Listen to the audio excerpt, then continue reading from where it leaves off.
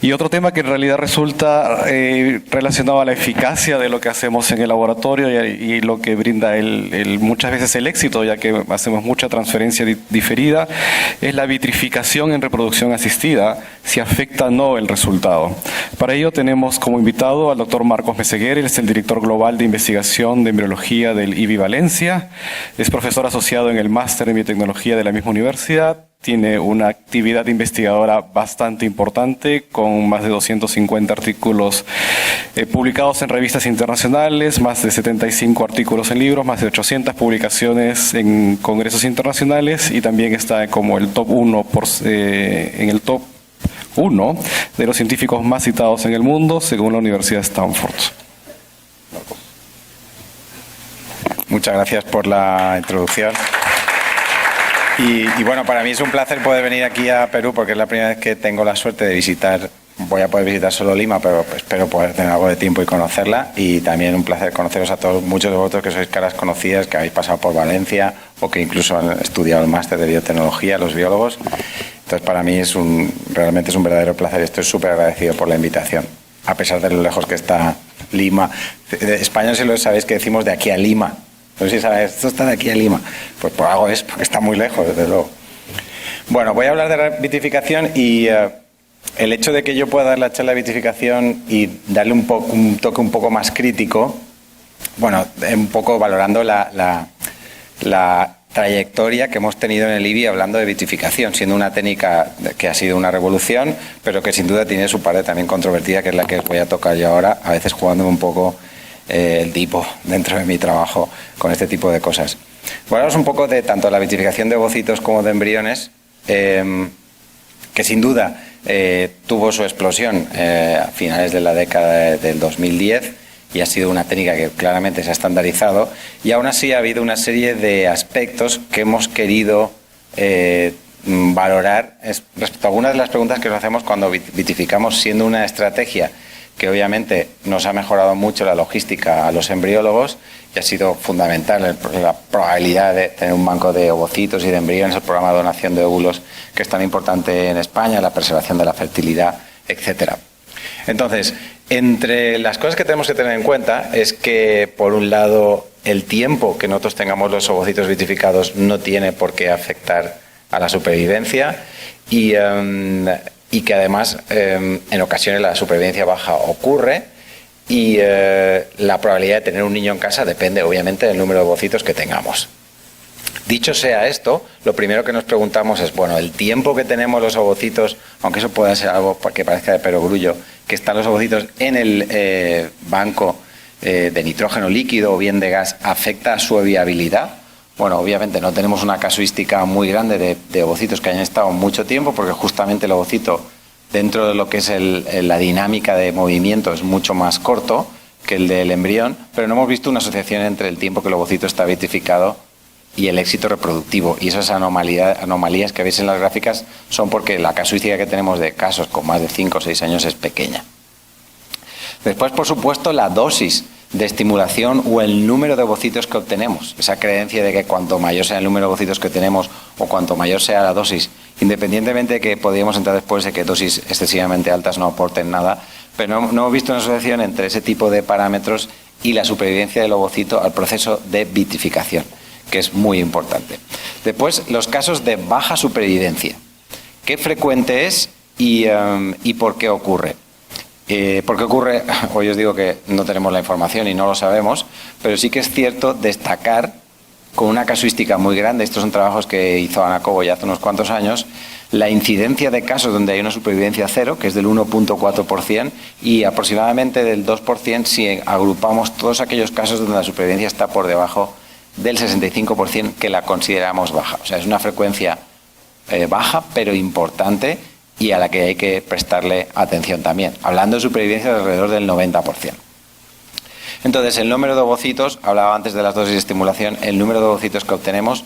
a mayor número de ovocitos que obtenemos de un tratamiento de hiperestimulación controlada, ¿afecta esto la supervivencia? Pues bueno, si veis esta gráfica representada, no hay ningún tipo de tendencia ni de asociación con una hiperrespuesta y con una supervivencia baja al proceso de desvitrificación. Pero que es importante también que veamos un poco las condiciones en el laboratorio. Esto especialmente nos ha puesto atención, pero nosotros íbamos con la sensación de que teníamos épocas del año donde la supervivencia era más baja. Y entonces nos paramos a evaluar las condiciones que teníamos en el laboratorio, tanto de temperatura como de humedad. Y en teoría, en un laboratorio perfecto, donde todo funciona bien, perdona que estoy ido para delante sin querer, la temperatura debería ser estable, pero nosotros mismos en Valencia, en la época de verano, cuando hay mucho calor, por el defecto de las máquinas de aire acondicionado, vemos pues temperaturas más altas, y lo más importante es que vemos oscilaciones en la humedad. Normalmente los sistemas de aire acondicionado que tenemos en las clínicas están diseñados para tener una temperatura estable, pero nadie se preocupa por la humedad, y la humedad oscila mucho. Por ejemplo, en ciudades como Valencia, donde en función del régimen de vientos tenemos épocas de excesiva humedad y épocas también muy secas.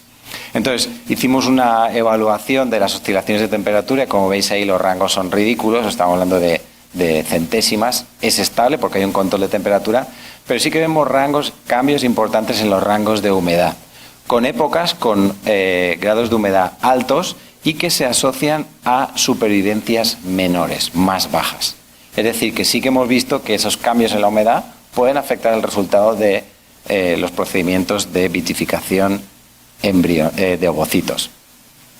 En particular, si veis ahí, en el grupo de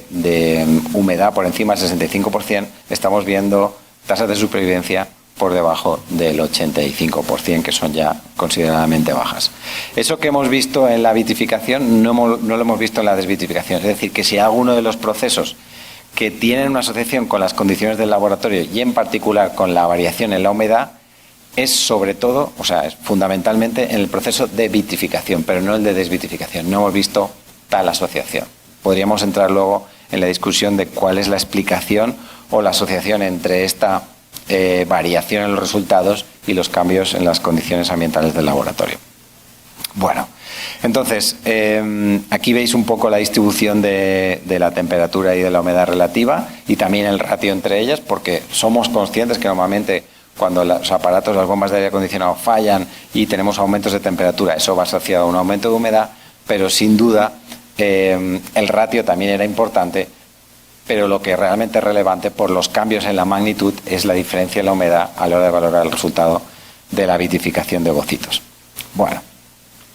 dicho sea eso, y viendo que esa asociación es importante, lo que nos hemos dado cuenta es que tenemos que poner especial atención e inversión en unas máquinas de aire acondicionado que nos den unas condiciones estables y que también regulen, como hacen muchas, los niveles de humedad en el laboratorio para que sean estables y no tengamos picos de humedad alta. Bueno, dicho sea eso, también tenemos que valorar en un programa de vitrificación cómo el número de ovocitos condiciona el éxito de un tratamiento de reproducción asistida. Y uno de los conceptos que más me gusta es que cuanto mayor sea el número de ovocitos que tenemos, mayor la probabilidad de tener un niño en casa, con una curva bien definida, con una parte de plató a partir de un cierto número de ovocitos, pero con tasas de niño en casa cercanas al 90%, especialmente en el programa de donación de ovocitos. Y dicho sea eso, y viendo esa asociación, sabiendo que cuando mayor es el número de ovocitos mejor y cuantos mayores acumulemos mejor, nos hemos intentado meter un poco en el detalle de cuál es el efecto de la vitrificación del ovocito en el resultado, en el éxito reproductivo, en el resultado del tratamiento. Porque desde hace mucho tiempo nos han intentado enseñar que la vitrificación no tiene ningún efecto deleterio y que da igual utilizar ovocitos frescos que vitrificados a la hora de hacer un tratamiento de reproducción asistida, especialmente el programa de donación de ovocitos. Pero nosotros tenemos herramientas muy potentes en el laboratorio, como son las técnicas de evaluación de la morfocinética, que nos permiten conocer al detalle el desarrollo embrionario. Y ya en una publicación que hicimos hace unos cuantos años, vimos que los embriones que venían de ovocitos vitrificados tenían un retraso en el desarrollo embrionario de aproximadamente 1 hora, que empezaba en el momento de la primera división embrionaria a 2 células. Bueno, a través de esa observación empezamos a hacer estudios que tienen que ver no solo con la morfocinética, sino también con la calidad del embrión, y en ese estudio en particular, utilizando técnicas menos avanzadas que las actuales, no fuimos capaces de observar diferencias en las categorías que definen la calidad de los embriones utilizando la morfocinética. Pero obviamente esto va evolucionando y ahora tenemos técnicas de inteligencia artificial Entonces, este es un estudio que presentamos este año pasado en la ESRE. Lo que hicimos fue comparar una casuística muy potente, la evolución de los embriones desarrollados en sistemas de time-lapse y analizados por técnicas de inteligencia artificial, utilizando scores como el KID-score o el IDA-score, que van incorporados en el EmbryoScope, para ver si efectivamente veíamos diferencias en la calidad del embrión, pero valorada de manera mucho más objetiva utilizando la inteligencia artificial. El estudio se hizo, como os decía, con estas tres valoraciones. La primera es un poco más sencilla y combina los tiempos de división con la morfología del embrión, mientras que la versión 1 y 2 del IDA-score son técnicas basadas en inteligencia artificial pura y dura, que analiza todo el desarrollo embrionario desde los estadios primeros de desarrollo, de división, hasta la fase de blastocisto. Bueno, ¿cómo funciona un sistema como estos, como el IDA-score? Os he traído aquí un vídeo para que lo veáis. Hay muchos sistemas de evaluación de embriones como el IDA-score. Este es el que va incorporado en uno de los sistemas time-lapse que hay en el mercado, pero hay muchos más que nosotros también utilizamos. Bueno, es una técnica especialmente sencilla. Los embriones están 5 o 6 días en el incubador, no tenemos que hacer absolutamente nada, y al quinto o sexto día simplemente tenemos que abrir la pantalla y ver una puntuación, un score que va del 1 al 10, y cuanto más alto es, mejor es la calidad del embrión. Por supuesto, podemos ver la morfología de cada uno de los embriones por separado o de los blastocistos si tenemos interés en valorarla. Bueno, pues teniendo en cuenta que es una técnica muy sencilla, nos pusimos a valorar al detalle la calidad de estos embriones por inteligencia artificial entre ovocitos frescos y vitrificados, y vimos que, como intuíamos, los embriones generados a partir de ovocitos vitrificados tienen puntuaciones más bajas. Es decir, que la vitrificación del ovocito afecta a la calidad del blastocisto, evaluada mediante una técnica muy objetiva, como es la inteligencia artificial, en este caso el KID-score o el IDA-score en la versión 1 y la versión 2. Bueno, dicho eso, que sabemos que hay un efecto en la calidad embrionaria valorada con técnicas muy objetivas, también se han hecho otro tipo de estudios. Por ejemplo, se ha valorado la tasa de euploidía de los embriones, de los blastocitos generados a partir de ovocitos frescos y vitrificados. Este es un estudio ya de hace bastantes años que hizo mi compañera Pilar Buendía en el IBI Valencia, donde no vio ninguna asociación entre el origen del ovocito y la tasa de euploidía o de aneuploidía. Pero si intentamos ver el efecto del número de ovocitos en la tasa de niño en casa y también tener en cuenta la edad de la paciente como una variable importante, esta información es especialmente relevante, sobre todo en el programa de preservación de la fertilidad y también en el programa de donación de ovocitos, porque queremos saber, en función de la edad, cuál es la probabilidad de tener un niño en función también del número de ovocitos que generamos, con rangos o con valores cercanos al 80% en pacientes muy jóvenes entre 30 y 34 años, que bajan por debajo del 40% con números considerables en pacientes por encima de los 40, llegando a cálculos de un 6,4% de tasa de niño en casa por ovocito,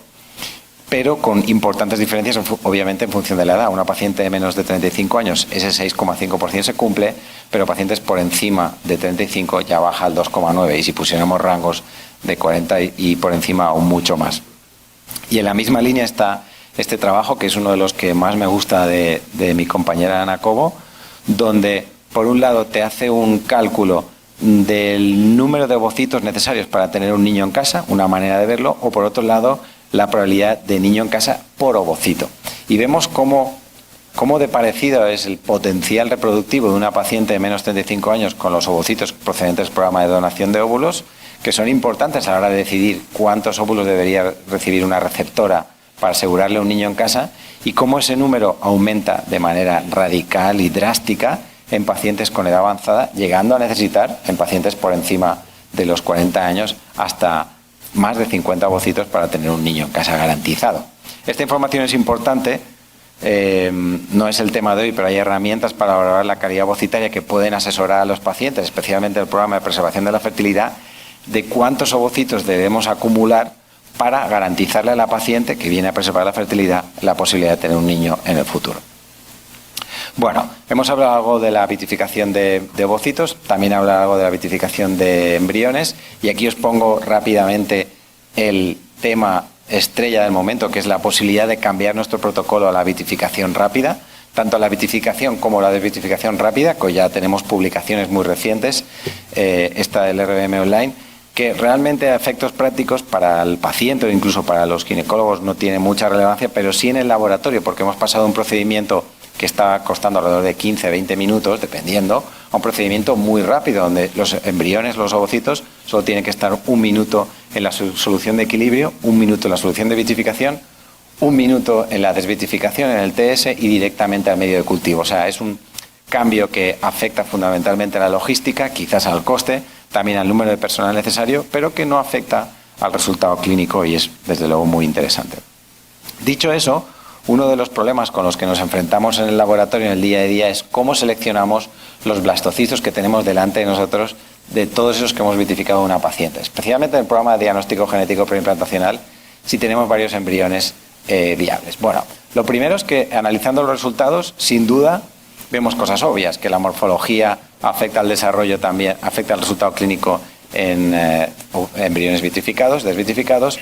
que no implantan igual los embriones de día 5 y de día 6, aunque sean embriones euploides, especialmente en aquellas morfologías más comprometidas, y que también la morfología del blastocisto o incluso el grado de expansión afectan a la supervivencia. Sobreviven más los de día 5 que los de día 6, cuanto mejor es la morfología, mayor es la supervivencia también. Lo mismo respecto al grado de expansión, si el embrión está fuera de la zona pelúcida, por eso esa importante coordinación entre el programa de vitrificación y el de diagnóstico para ajustar los tiempos y que no ocurra mucho tiempo desde la biopsia hasta la vitrificación, especialmente en casos de assisted hatching en día 3, quizás no lo mismo con la biopsia directa, y cómo también es importante el estadio en el que está el blastocisto a la hora en cómo lo vitrificamos, si está dentro o fuera de la zona pelúcida, cómo eso afecta a la supervivencia y también cómo lo condiciona si ese blastocisto se vitrificó en día 5 o en día 6. Como veis, tenemos mucha variabilidad en el resultado clínico en función del tipo de blastocisto, por eso nosotros mismos elaboramos un algoritmo, que es el que publicamos aquí, que ayudaría al embriólogo a decidir qué blastocisto tengo que transferir en función de las características del mismo, teniendo prioridad absoluta primero en la calidad del trofo ectodermo, siguiendo por el día de vitrificación como segunda opción, priorizando antes el día 5 que el día 6 y por último con el grado de expansión. Y si os fijáis ahí, no se tiene en cuenta la calidad de la masa celular interna en este algoritmo de selección de blastocistos utilizando exclusivamente la morfología. Pero podemos ir más allá, porque ahora tenemos herramientas de inteligencia artificial. Y eso ha sido un tema de discusión en el laboratorio, porque en el laboratorio continuamente con mis compañeros discutimos de que mi criterio es más importante que el criterio del algoritmo, me creo más mi intuición o mi conocimiento que el del algoritmo, y hemos trabajado para intentar conocer qué deberíamos priorizar, si la información que el embriólogo tiene de observar el blastocisto con el algoritmo que os he enseñado yo o un algoritmo de inteligencia artificial. Y nos hemos llevado una sorpresa que sin duda yo me esperaba, y que nos dice que el algoritmo de inteligencia artificial tiene mayor poder predictivo sobre el resultado clínico de un blastocisto desvitrificado que la misma morfología del mismo. Es decir, la información que yo le transmití a mis compañeros, siendo nosotros una clínica 100% time-lapse y con herramientas de inteligencia artificial disponibles para todos nuestros pacientes, que debemos seleccionar los blastocistos en función de la puntuación del score basado en inteligencia artificial antes que en la morfología. Es decir, que un embrión con peor morfología, si tiene mayor score, debe ser seleccionado. Y eso lo hemos podido demostrar científicamente. Estos son datos que presentamos este año en el Congreso americano.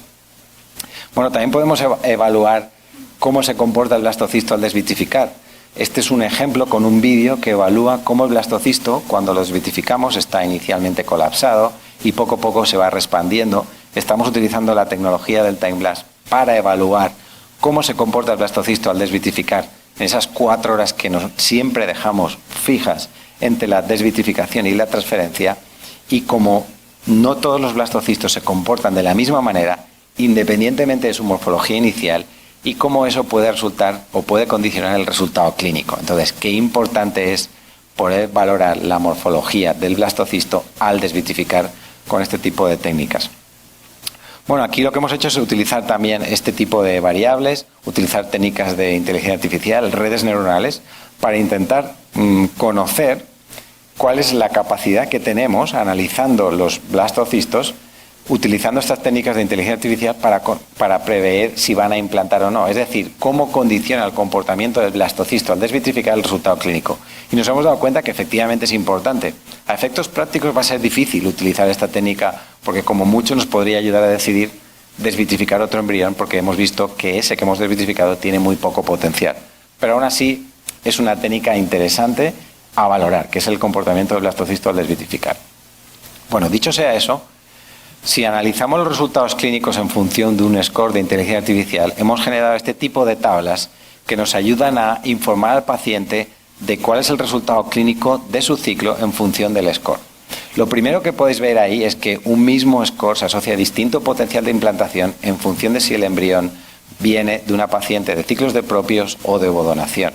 Y también si viene de transferencias en fresco o vitrificado. Es decir, que la vitrificación afecta al resultado clínico, en ocasiones favorablemente o desfavorablemente, y también el tipo de paciente. Y eso veis un paper a la esquina que os he marcado, porque hemos hecho estudios analizando la característica de los embriones de la cohorte de una paciente, sacando resultados muy interesantes, que probablemente vosotros estáis de acuerdo. No es lo mismo un blastocisto de calidad A o con un score muy alto que viene una paciente que solo tiene ese embrión que aquella paciente que tiene 7 u 8 embriones de muy buena calidad y donde hemos escogido uno muy bueno. Es decir, que el potencial de implantación no es el mismo de un embrión único de una paciente que solo tiene uno de una paciente que tiene muchos y de muy buena calidad. O comparando una paciente que tiene uno de muy buena calidad y otros muy malos comparado con una que tiene todos los embriones de buenísima calidad. Eso afecta a la probabilidad de implantación con el mismo score utilizando la inteligencia artificial. Esto es lo que está explicado en esta publicación, donde demostramos el efecto que tiene la calidad de la cohorte a la hora de mejorar la capacidad predictiva de un algoritmo basado en la inteligencia artificial. Bueno, para acabar,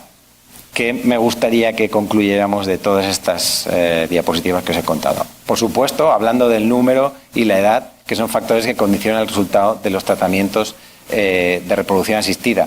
que además la probabilidad de tener un niño en casa lo condiciona la edad, pero cuanto mayor sea el número de ovocitos mejor, mayor probabilidad de tener un niño en casa, y que tenemos una serie de variables que tienen que ver con la edad, que nos pueden ayudar a conocer cuál es la probabilidad que tiene una paciente de tener un niño en casa en función de la edad, y eso puede condicionarnos el número de ovocitos que nosotros, por ejemplo, quisiéramos preservar en un programa de preservación de la fertilidad para recomendar un tratamiento de reproducción asistida. Después, cuando tenemos muchos blastocistos disponibles para desvitrificar, tenemos que tener en cuenta una serie de variables a la hora de hacerlo. Primero deberíamos ver la calidad del trofectodermo, después deberíamos seguir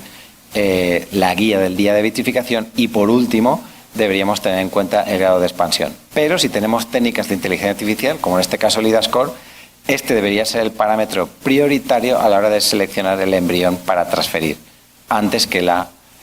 morfología. Y además, lo más importante que tiene que ver con la calidad del embrión, que embriones con similar morfología o con similar categoría basada en la inteligencia artificial tienen distinto potencial de implantación en función de la calidad de la cohorte y también dependiendo si el embrión es fresco o vitrificado. Y además que los embriones generados por ovocitos vitrificados tienen menor potencial de implantación que los embriones generados por ovocitos en fresco. Y bueno, finalmente una foto de algunos de los compañeros míos que nos ayudan en este tipo de estudios, el grupo de embriólogos que trabajan con mi compañera Ana Cobo. Si queréis seguirme en Instagram, ahí tenéis el link. Y bueno, este es el equipo de doctorandos que trabajan en investigación e inteligencia artificial. Y bueno, una foto del grupo para despedirme. Muchas gracias.